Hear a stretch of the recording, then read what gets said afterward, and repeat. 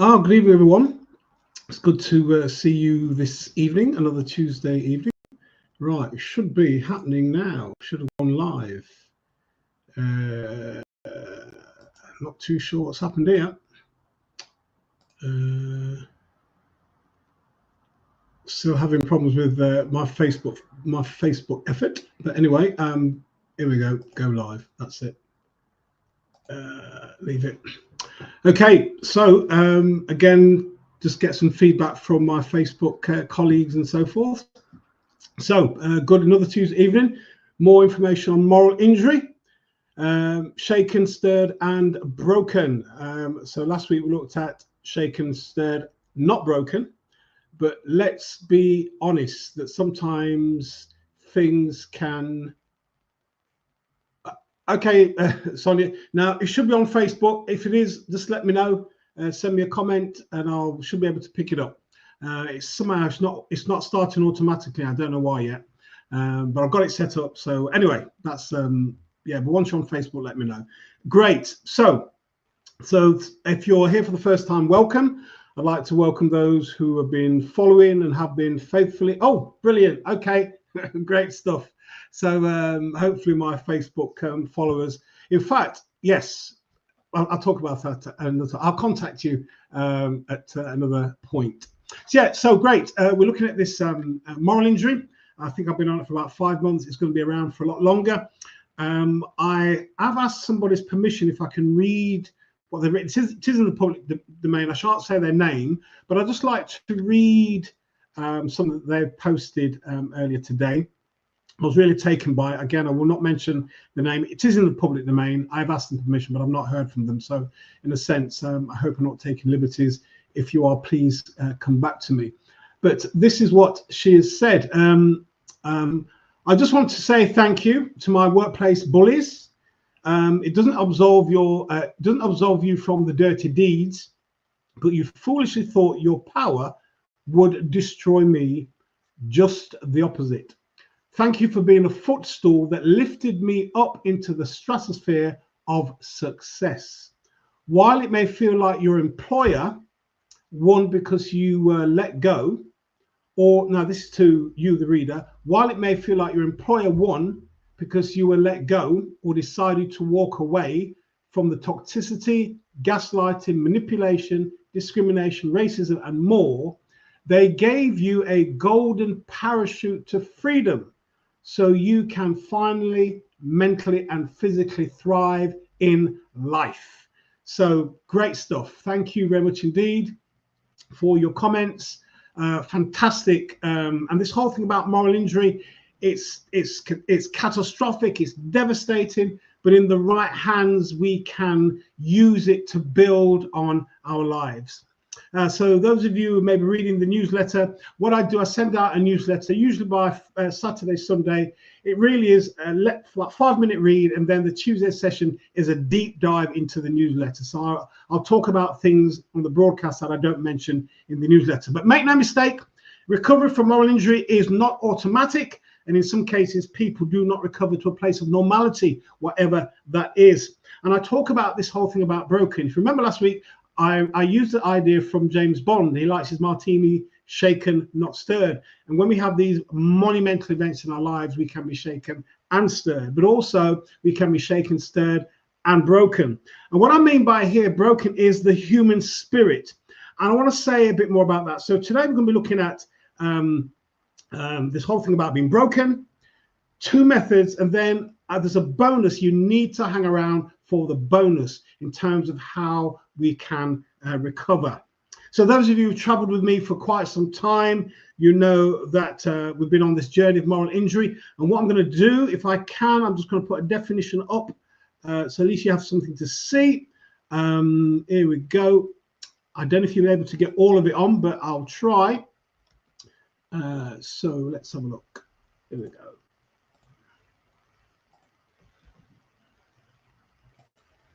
And let's see here.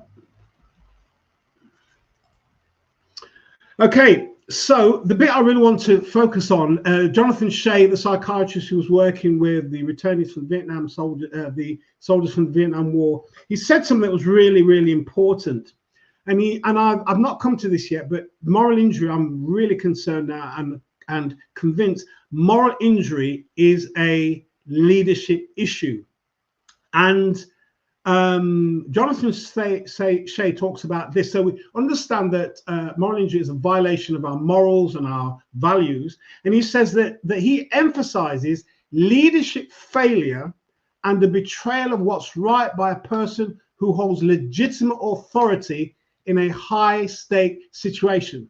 So you have an employee that makes a complaint, a comment about unprofessional behavior, unethical behavior, and leadership should listen to them. And I've said in other broadcasts, and I've said to friends, that when there's a complaint, what leadership fails to see is an opportunity to make good the organization. You're sitting on a gold mine, mate, and you have lost it completely. So that's definition. So I must talk about the elephant in the room. Some people don't recover, or recovery seems impossible. And that's what I'll be focused on this evening. This whole thing about not recovering is quite a difficult one, because in a sense, we do recover. However, if you read the accounts of Jonathan Shea, he makes it very clear. He said it wasn't the PTSD or the horrors of war or losing their friends that contributed to soldiers taking their own lives. He said it was what he termed the moral injury, where their values and morals were violated and there didn't seem to be any reconciliation. So that's what he kind of talks about. So this whole thing about moral injury, and for me about being broken, what do I mean by that? And I wanted to talk about being broken when people get into an emotional free fall. It's as though the slightest thing triggers you and you're off in this spiral, and it seems to be there's no control. Please, if you ever want to come back to me, please, if you're new, use the chat facility to raise a question or to make a comment. So this emotional free fall, or this emotional overwhelm. And what I mean by emotional overwhelm are these are some of the signs and symptoms. So first, it's as though your emotions are totally out of control. It's like it's going into a spiral. And these are some of the signs. In fact, some of the emotions are anger, fear, guilt, and sometimes there's a kind of sense of euphoria, which is uncontrollable, happiness and joy, and it's kind of triggered and you're not able to cope with it very well. So see, these are some of the signs of emotional overwhelm, or emotional when people go into a tailspin.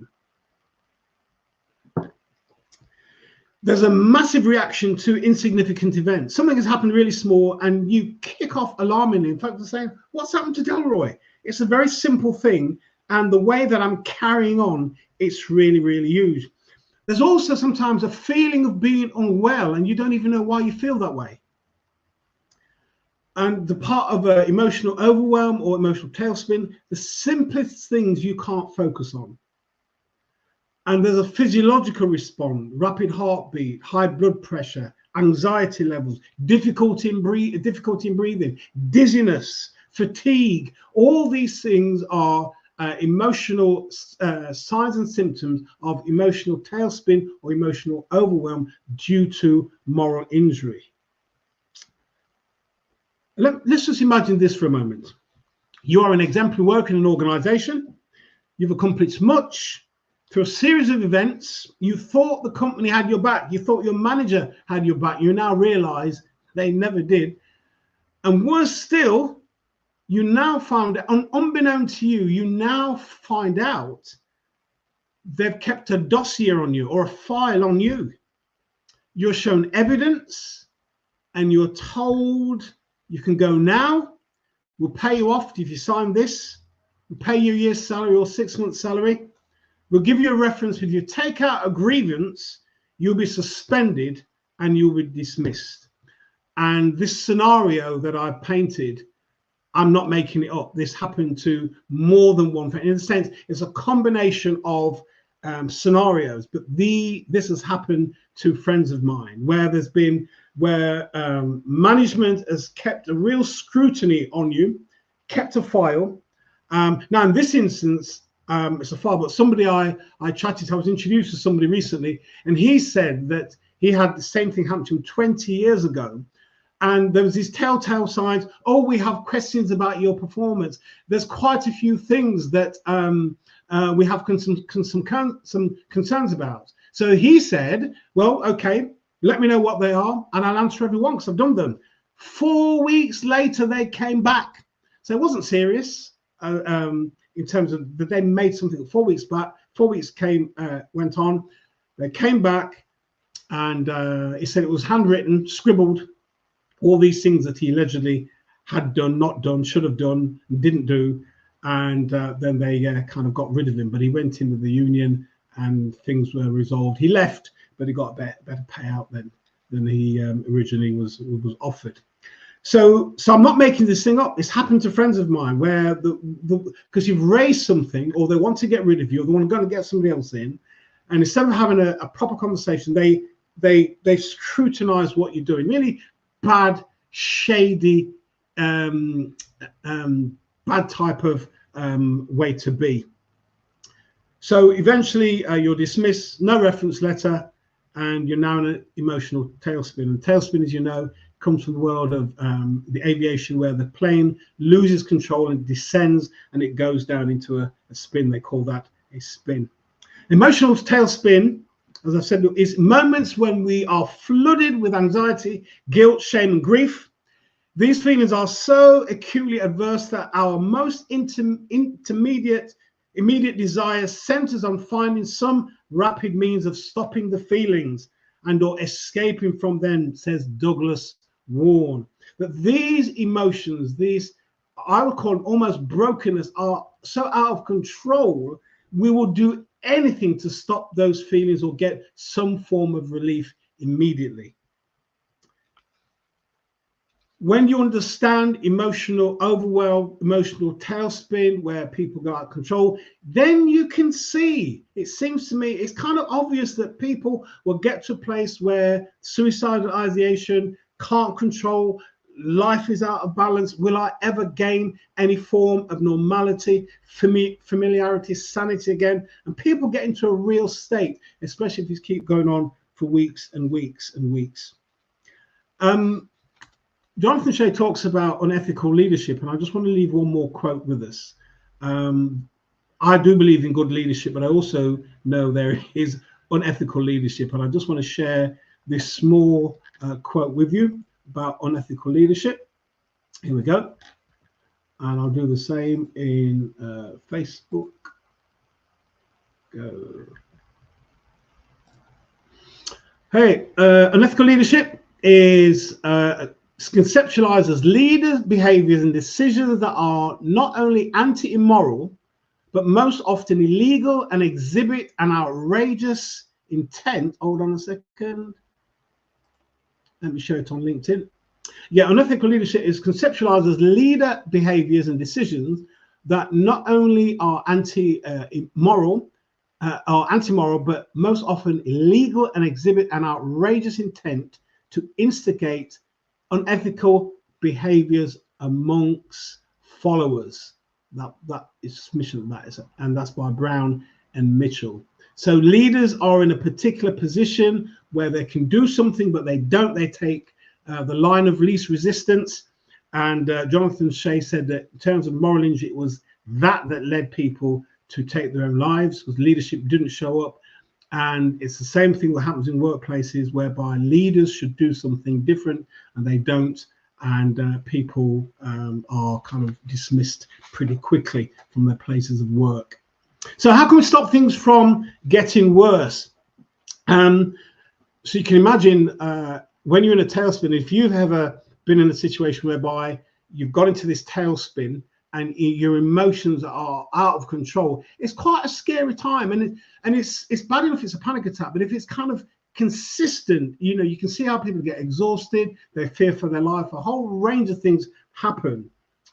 So one of the things that I've used, I've said to individuals, sometimes before you can even start doing any repairing work, you've got to ask them, well, what are you doing to stop things from getting worse? And I remember talking to a particular client. I was really struggling with this individual. There were loads of issues, a young, handsome lad, just a myriad of issues, and I was really struggling. And one day I just said to him, what are you doing to stop things from getting worse? And he just looked up at me as though that question had never occurred to him. And it was then that we started to stabilize. And he, as he was saying things, I was writing down the list. I said, look, this is what you have done before coming here to stop things from getting worse. So sometimes it's about what has the individual been doing to stop things from getting worse. And sometimes if you're working with somebody, it just seems to be they seem to be spiraling out of control. Even if you're not a counselor, you can say to them, once they've kind of bottomed out a little bit, you can actually say to them, what have you done, or what have you been doing to make sure that to make sure that things aren't getting worse? Even if it's 2 or 3 things, it's something that they can hold on to, and I'll be coming back to that in a moment. One writer, AP2, says, in terms of how to escape an emotional tailspin, he says, you must first recognize what's going on and then understand what you have control over. In this case, he said it's the rudder that you must jam in the opposite direction of rotation. Only then can you regain control of your other flight's control and fly away. This is talking from the world of flying and aviation. For you, the thing you can always control is the narrative. If you're thrown into a tailspin, I suggest you take it and jam it in the opposite direction of travel. Going back to the reading that I said early on, the woman, basically, the person who made that contribution, basically said, you might have think the workplace had done this, but what they've done is this. And part of what AP2 is saying is that one of the things you have control of is the story of your life. And I'll be coming back to that right towards the end, as we say in this work this evening. So what's your story? If we don't get any grip on the emotional tailspin, it'll become part of our existence. And every time something happens, we're going to feel threatened, or we're going to kick off, we're going to get really emotional and so forth. Let me just check that I've not missed anything on Facebook. Good, right, okay. So what would you do? Because what we don't want is that every time something happens, there's a kind of continual free fall, because it really does, it messes us up, it tires us, and it can get quite paranoid, or we can get quite paranoid. So here's a couple of things. Well, there's 3 things, 2 things I wrote in the newsletter, but 1 thing I want to come back to. First, in the words of Daniel Siegel, the first thing to do, he says, what he calls name it, tame it. And he says, what we do instinctively with unpleasant emotions, we do our best to get rid of them. We shoo them away. We sweep them under the carpet. We bury our head in the sand. We don't want to deal with them. But he says that is not helpful. But he said what we need to do is to name and to tame it. So naming these bothersome emotions helps us to release the grip they have on us. It slows us down, calms us down, so that we can regain control of our lives. And I did a bit more work on this, and this was absolutely fascinating. This is what we know from the world of neuroscience, and a brand of neuroscience, what they call neuroimaging, where they basically take images of the brain under certain situations. This is what they know.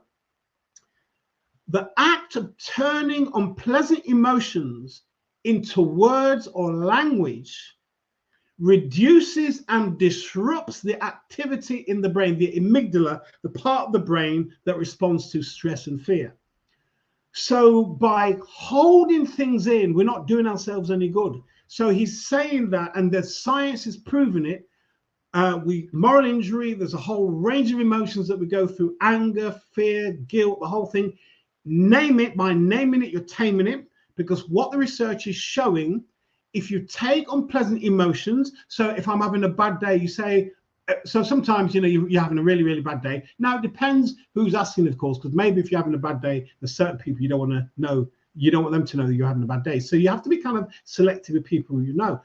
Delroy, how you doing? You know what? I'm having a really rough time. I feel awful. I feel dreadful. Just that alone begins to shift you from this kind of high state, beginning to get a bit lower. And then if you're with somebody who you can really talk it through, not necessarily a counselor, but if you name it, tame it. I feel angry. This is what happened. I feel disappointed. Why do you feel disappointed? This is what's happened. Name the emotions. By naming the emotions, you disrupt and you reduce the activity in the brain, it slows things down and eventually we get under control. And this is something that we can learn. One of the things I do say to individuals, when people quite often, certainly if they get to the stage where they're beginning to do things a bit better, because quite often what happens is people are going into a panic attack or being triggered, usually there's a physiological response. And if you're able to kind of harness that before you kind of go over that point of no return, over a period of time, you really can learn to control things really, really well. So naming, taming is really important. And the second thing, he calls this thing called SIFT, sensations, emotions, feelings, thoughts. Again, when you're going through this process, again, this whole method of slowing things down. What is it you're sensing? What is it that you're imagining? Because when we are triggered, there's lots of images that go through our minds, and we don't take time to capture what they are. So what sensations are going into our body? What images are we experiencing? What feelings are we having? What thoughts are we having? And it's by naming these things and slowing things down, it really gets to the heart of what we are trying to do, and it prevents us, it slows down free fall, and it helps us to get to a state of balance. But there's something I wanted to add to this. The bonus, number 3, and I wrote it down. A broken human spirit. Let's just say you've got to this place and there's nothing, it's nothing like you, it feels that you can do. For those of you who are people of faith and people of not of faith, and those who read the Bible, one of the things I do know, the Bible, even for people who don't read, people who don't subscribe to any faith, the Psalms are the most read part of the Bible. The reason being is that Psalms talks about human experience, love, anger, loss, rage, feelings of murder, peace, tranquility. It covers a whole raft of human experience. And one of the things that you'll notice if you read it, that David or the psalmist, the lyricist, has these awful experiences, and he goes down into this kind of dark hole. And then if you read the Psalms, at some point, he then says he remembers the faithfulness of God, and that brings him out. What I want to suggest to you that your employer and the way they've treated you have really rubbished you. This whole thing about this broken spirit. I wanted to just write a little bit, I want to say a bit about this. The human spirit, broken, is about people who have a broken spirit, they describe the absence of no joy, losing all hope and desire, no happiness. And in one term or one phrase is that it's total emotional defeat, which leads to depression and suicidal ideation.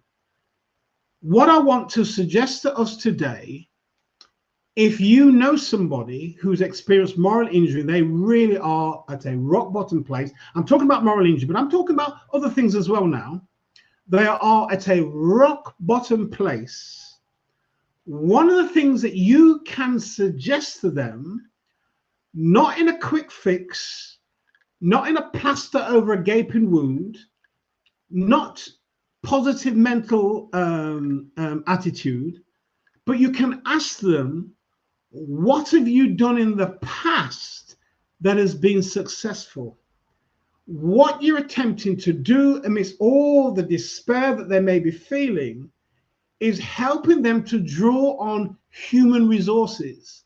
Because sometimes when we're in a low state, we can't find anything outside of ourselves that gives us any hope. But what we can do, we can find resources within ourselves that we can draw on and that we have done in time past. So that's what I want to suggest. I think I shared last week in the newsletter a friend of mine who had been suspended for a couple of years. And I told him, I said to him one day we met, I said, look, I said the workplace might have got rid of you or suspended you or may have a view about you, but don't lose the vision for your life. And it was some months later that he reminded me what I said. But he said on that day he was feeling so low, he was feeling suicidal. But it was those words that brought life to him and brought him out of that kind of dark place, and he was able to draw on the resources that he had within him. My concluding thoughts. You may think this slowing down and this kind of conscious process is just kind of dragging things out a bit. I tell you, it's not. Well, listen to this though. Delroy, isn't this dragging this out a bit? Come on. Here's my response. How is hurriedly getting rid of things? How is burying your head in the sand? How is ignoring them and denying them? How has that helped you in time past in terms of your unpleasant emotions? You've done everything you can do to get rid of them. How has it helped you? Yes, you may be able to go on for a while, but one of the things I know about unexpressed emotions, they find a way of surfacing. And the longer you suppress them and sit on them, the sharper the bite when they come back to bite you. So naming, taming is really important, and sift sensations, images, feelings, and thoughts, slowing the process down so that we can reconnect with ourselves and get greater control of our lives. If you feel you're in a tailspin and the experience of moral injury has left you feeling broken, all is not lost. It is true, and I say this to individuals when they've experienced moral injury and it's been tough. Listen, life is not going to be the same again. You can't go back to the place before this monumental event in your life because there's been a massive violation of your morals and your values. But you might be amazed if you slow down to see things that have been lurking along in your life, but they need looking at. And going back to this individual, it's a step in a new direction. So what can happen if you dare name it, tame it, or sift? It can lead you to a life having deeper meaning and purpose as you discover and learn more about yourself. Go on, give yourself a chance to recover. And I'm going to read this post again from this individual, very eminent individual. I just want to say thank you to my workplace bullies. It doesn't absolve you from the dirty deeds, but you foolishly thought your power would destroy me. Just the opposite. Thank you for being a footstool that lifted me up into the stratosphere of success. While it may feel like your employer won because you were let go or decided to walk away from the toxicity, gaslighting, manipulation, discrimination, racism, and more, they gave you a golden parachute to freedom so you can finally, mentally and physically thrive in life. That is amazing. Absolutely amazing. So thank you very much for your time. Those of you shaken, stirred, and broken, there is hope. All is not lost. Get the help you need. It could be that you can do some stuff on your own, but if not, I'm saying to individuals, more than happy for you to contact me for an initial free consultation. I certainly make referrals and I signpost people, or if you know of places where you can get the help you need, do not struggle on your own. Help is out there, and reading this contribution on LinkedIn, you're not on your own. There's people out there who will help you to recover from moral injury. I wish you all the best. Enjoy the rest of your evening. And I'll just say this, some of our streets in England at the moment are not the safest of places. So I know in Sheffield there's a big protest tomorrow. I will not be going anywhere near town, but I'll just say to all of us, just be safe wherever you are. Just be vigilant. Just be vigilant. I'd like to think it's going to blow over. And sometimes it's perhaps better when we see some stuff, because at least you know where it is and you can keep away. But I just wish that for your peace and your safety, and all being well, I'll see you next Tuesday at 7 o'clock. If you found this helpful, please share with individuals. You've got my contact details. Please feel free to reach out via email or via my website, and I'll do the best that I can. as I write quite often at the end of my newsletters, and I really do mean this. Let me just get it up. Oh, hang on. I know what it is by heart, but I want to make sure. Yeah, I've not got it here, but really just to say, working and wanting the best for you. That's what I want. Working and wanting the best for you. So wish you well, and see you next week. All be well. Take care. Bye bye.